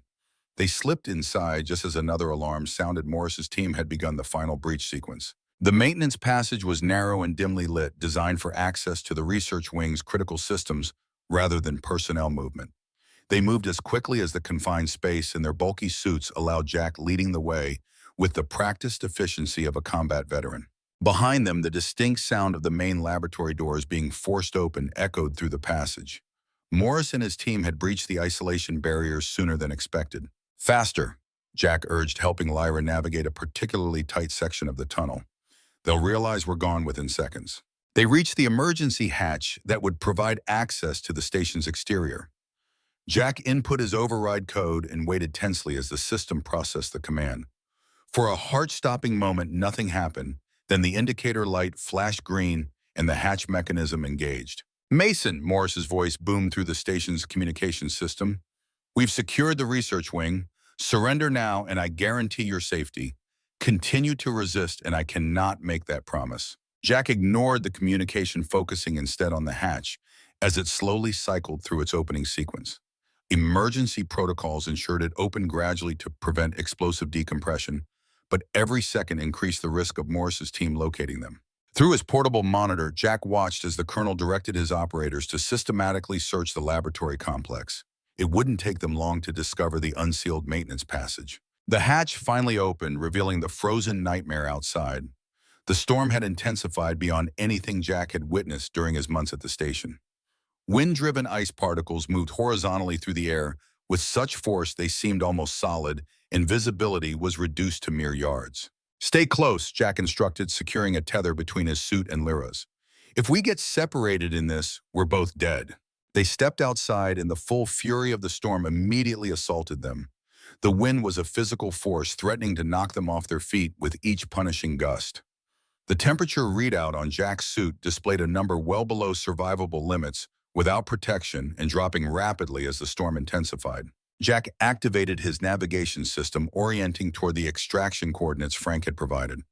The display showed approximately 200 yards to their destination, a relatively short distance under normal conditions, but potentially lethal in the current environment. They pushed forward into the storm every step, requiring deliberate effort against the relentless wind. Ice particles struck their face shields with such force that visibility was further reduced, forcing Jack to rely almost entirely on his navigation equipment. Behind them, alarms flashed as the emergency hatch was forcibly overridden from inside the station. Morris had discovered their escape route faster than anticipated. "They're coming!" Jack shouted over the howling wind. "We need to move faster." Lyra struggled to maintain her pace, her alien physiology clearly suffering in the extreme cold, despite the protection of the suit. Her luminescence dimmed visibly with each passing minute, the harsh conditions draining her already depleted energy reserves. Jack checked his chronometer, 32 minutes until Frank's extraction team arrived. The exposure suits were rated for 20 minutes in these conditions. Mathematics was not in their favor. They had covered perhaps half the distance to the extraction point when Jack's monitor showed Morris and 4 operators emerging from the station in full winter tactical gear. Unlike the emergency exposure suits Jack and Lyra wore, the military equipment was designed specifically for extended operation in extreme environments. "Keep moving," Jack urged, supporting Lyra as her strength faltered. "They're gaining on us, but we've got a head start." The storm provided some cover, reducing visibility for their pursuers as much as for them. But Morris's team had advanced tracking equipment, and the colonel's determination was relentless. Lyra stumbled, nearly falling, as a particularly violent gust buffeted them. Jack caught her, his aging but still strong arms keeping her upright. Through her face shield, he could see her large eyes struggling to focus, her luminescence flickering dangerously. "Stay with me," he said, the words both command and plea. "Just a little further." He checked his navigation display, 100 yards to go. The extraction point was so close, yet with each step becoming more difficult as the storm intensified, and Lyra weakened, it seemed impossibly distant. Jack's portable communicator activated with a burst of static. "Mason ETA 15 minutes. Frank's voice came through, broken but audible. "Storm's forcing us to adjust approach vector. Can you hold position?" "Negative," Jack responded tersely. "Hostiles in pursuit. We're moving to extraction point now, but—" He hesitated, glancing at Lyra's deteriorating condition. "We've got complications. Subject is weakening rapidly." "Understood. We're pushing the engines to maximum. Hang tight." The communication ended, leaving them alone with the howling wind and the knowledge that Morris's team was closing the distance behind them. Jack checked his monitor again. The operators had split into a flanking pattern, attempting to surround them despite the challenging conditions. Morris clearly wasn't taking any chances this time. If his team managed to encircle them before Frank arrived, there would be no escape. Jack's military training asserted itself, old tactical instincts surfacing as he assessed their increasingly desperate situation. They couldn't outrun Morris's team in the open, not with Lyra's failing strength and their inferior equipment. They needed cover, concealment, something to disrupt the pursuit pattern. The navigation display showed a geological formation approximately 30 yards off their direct path, a ridge of ice-covered rock that might provide temporary shelter from both the storm and their pursuers' line of sight. "Change of plan," Jack told Lyra, adjusting their course toward the ridge. "We're going to ground until extraction arrives." The detour cost precious time and energy, but as they reached the ridge, Jack knew it had been the right decision. The rock formation created a small leeward area where the wind's fury was somewhat diminished, allowing them a moment to recover their strength. More importantly, the ridge's composition seemed to interfere with scanning equipment. Jack's own systems showed increased signal distortion, which meant Morris's team would likely experience the same difficulty tracking them. Jack helped Lyra into the most sheltered position, then checked her suit's environmental readings. The internal temperature was dropping dangerously, the suit's heating systems overwhelmed by the extreme external conditions. Lyra's luminescence had dimmed to a pale flicker, her life force visibly ebbing. "Can't maintain," she said, her voice faint through the communication system. "Too cold. Energy fading." Jack's mind raced, searching for solutions. The modified energy source they'd brought from the station wasn't designed for these conditions. It was failing as rapidly as the suit's other systems. Without adequate energy, Lyra wouldn't survive until extraction. "Direct contact," Jack remembered suddenly. "You said your people absorb energy through direct contact." He understood what needed to be done. Without hesitation, Jack unsealed his own exposure suit, opening it just enough to reach Lyra's suit controls. The brutal cold immediately assaulted him, cutting through his inner layers like physical blades of ice. "What doing?" Lyra asked, alarmed, as Jack began deactivating the seals on her suit as well. "Creating a connection," he explained through gritted teeth, fighting against the pain of exposure. "My energy to yours, direct contact." It was dangerous, potentially fatal. Exposing themselves even briefly to the external temperature could kill them both.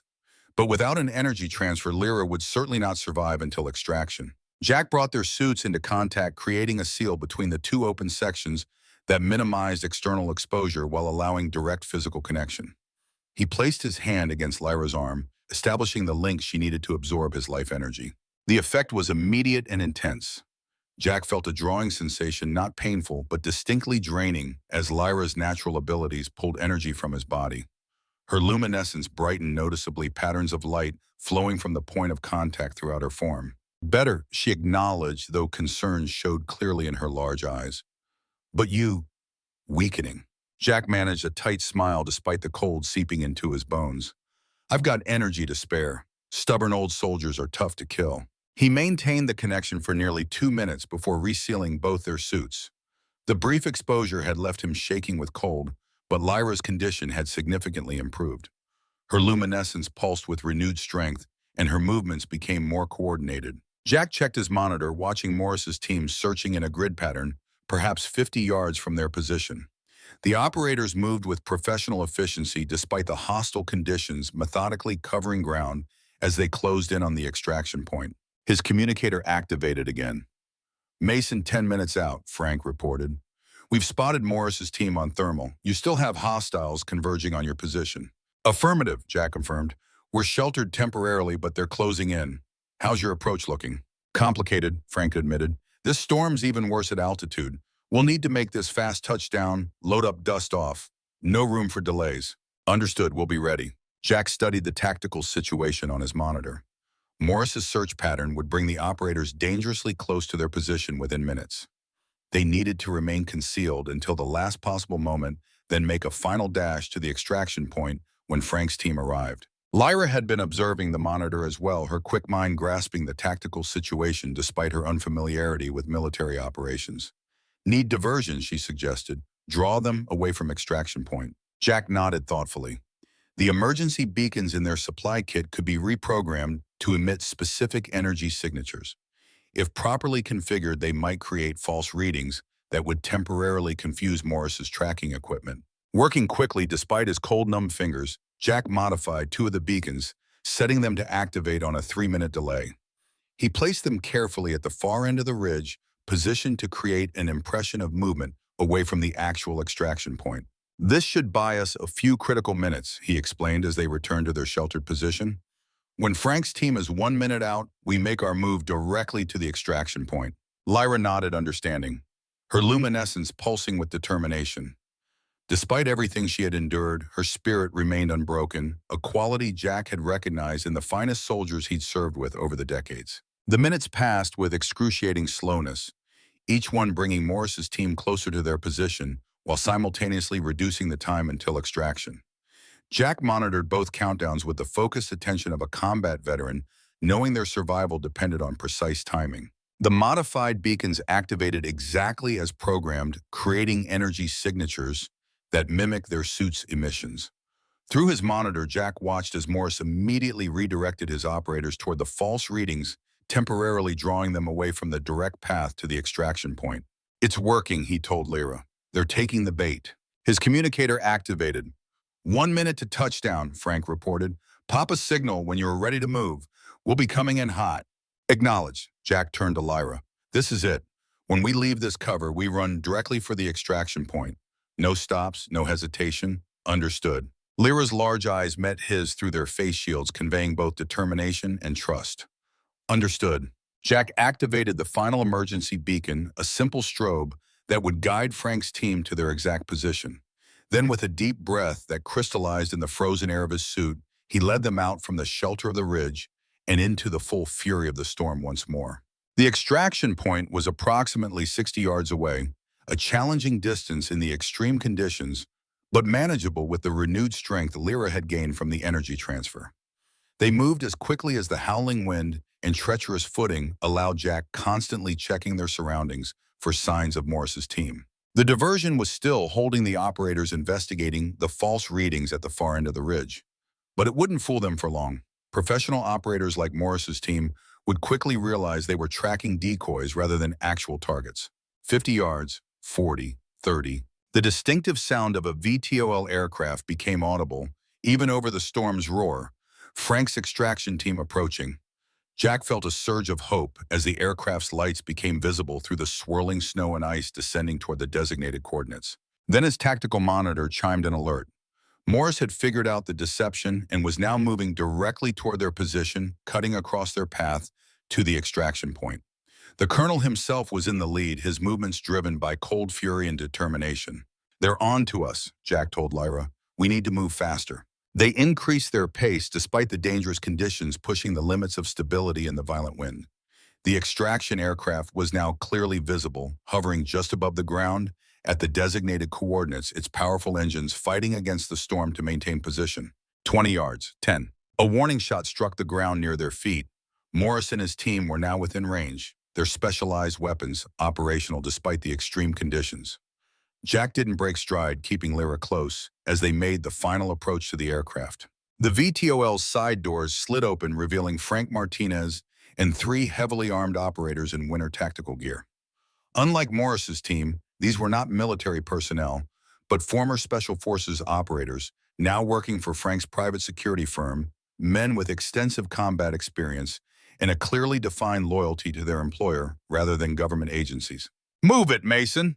Frank shouted over the storm and engine noise, extending a hand from the doorway. Jack helped Lyra aboard first, ensuring she was safely inside before turning to make his own ascent into the aircraft.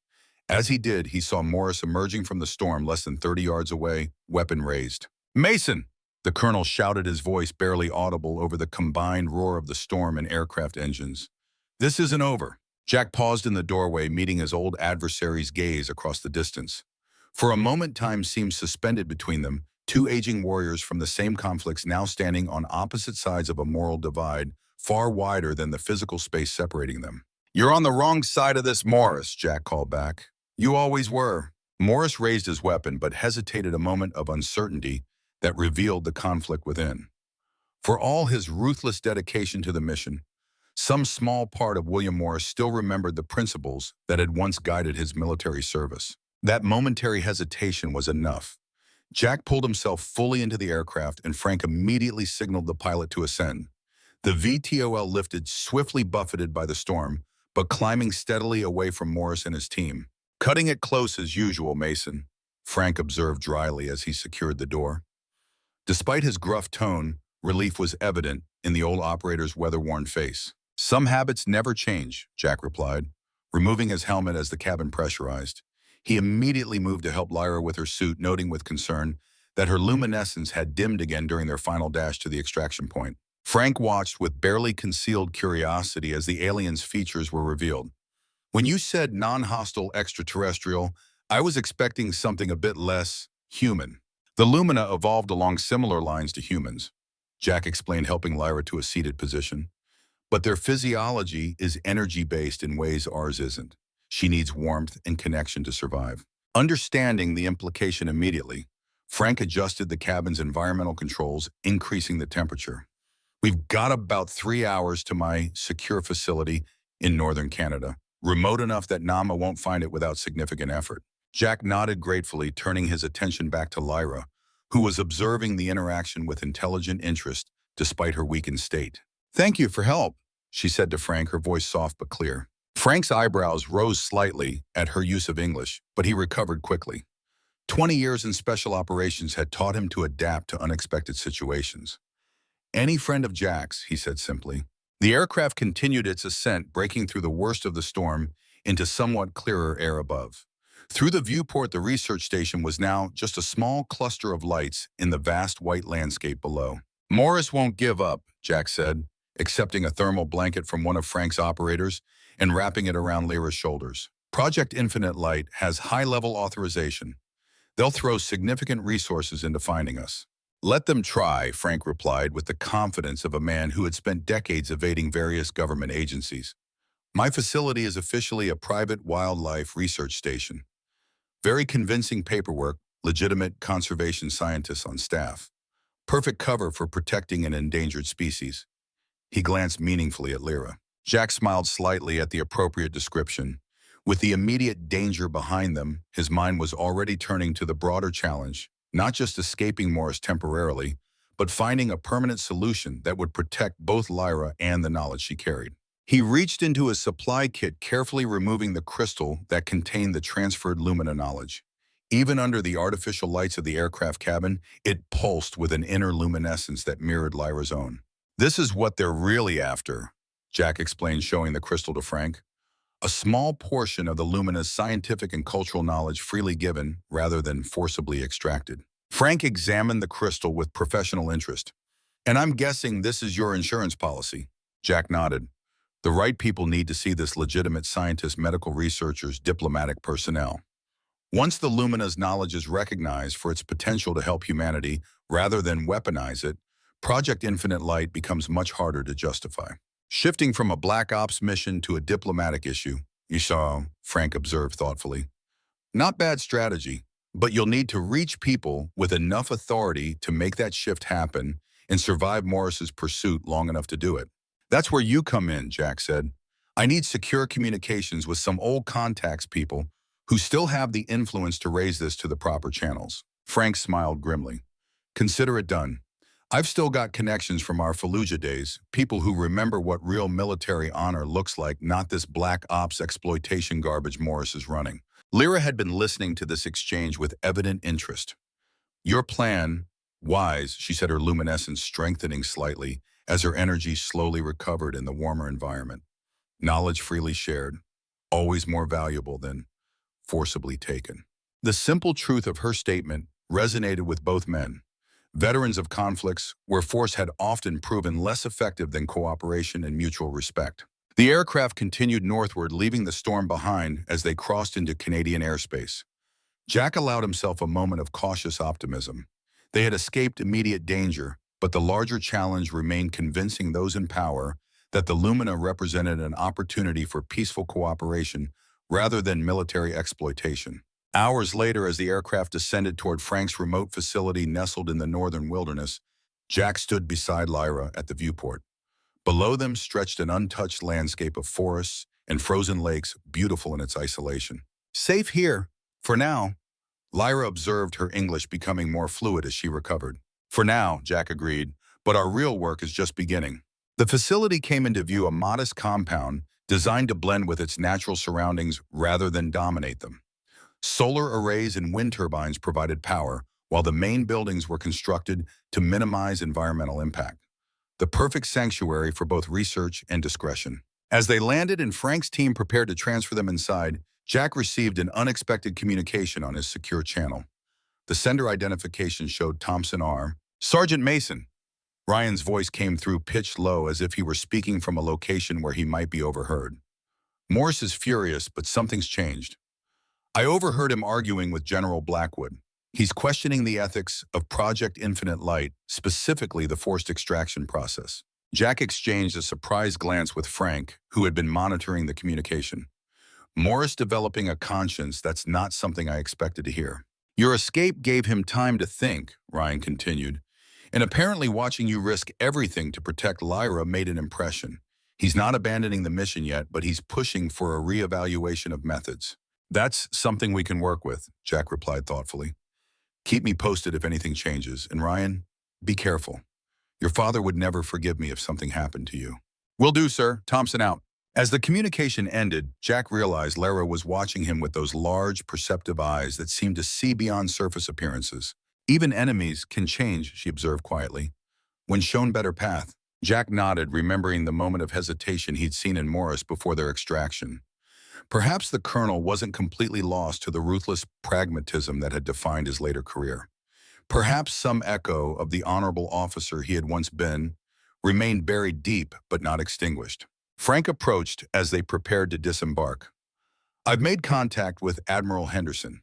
He's still got considerable influence with the Joint Chiefs, and he owes me about a dozen favors from our operations in the Gulf. He's willing to hear our case. That's exactly the level of access we need, Jack said with satisfaction. Henderson was known as a principled officer who prioritized ethical considerations alongside strategic ones, precisely the type of military leader who would question the methods of Project Infinite Light. As they stepped from the aircraft into the crisp northern air, Jack felt a renewed sense of purpose. Their escape had been merely the first step in a larger mission, one that might ultimately determine not just Lyra's fate, but the nature of humanity's relationship with the Lumina people. The crystal containing the freely shared knowledge represented a different path forward: cooperation, rather than exploitation, mutual benefit, rather than one-sided extraction. It was a path Jack had always believed in, even during his darkest days in combat zones. Frank led them toward the main facility, where a small team of trusted personnel waited to provide medical attention and secure accommodations. As they walked, Lyra's luminescence brightened noticeably in the clear air, her strength returning with each passing hour. "What happens next?" she asked, her large eyes taking in the unfamiliar but peaceful surroundings. Jack considered the challenging path ahead, convincing military and political leaders, navigating international diplomacy, potentially establishing first contact protocols with the remaining Lumina. It would be complex and dangerous with Morris and Project Infinite Light still pursuing them. But for the first time in years, perhaps since losing his son and wife, Jack Mason felt a sense of clarity and purpose that had been missing from his life. At 68, when most men were settling into retirement, he had found himself serving as guardian and advocate for an entire civilization's future. Next, he said with quiet determination, "We change the narrative. We show humanity a better way forward, not just with the Lumina, but with all the intelligent life we'll encounter as we move further into the stars." Lyra's luminescence pulsed with what Jack had come to recognize as hope. "My people have saying, knowledge shared creates light. Knowledge taken creates only shadow." Frank, overhearing this, nodded with the wisdom of a veteran who had seen the consequences of both approaches. "I'd say your people have that exactly right." As they entered the facility that would serve as their temporary sanctuary, Jack felt the weight of the crystal in his pocket, a small object containing immense potential for both worlds. Not a weapon to be exploited, but a gift to be honored. The last guardian of the Lumina's knowledge had found her protector, and an aging combat medic had found his final, most important mission, proving that even in the darkest storm, human courage and compassion could light the way forward.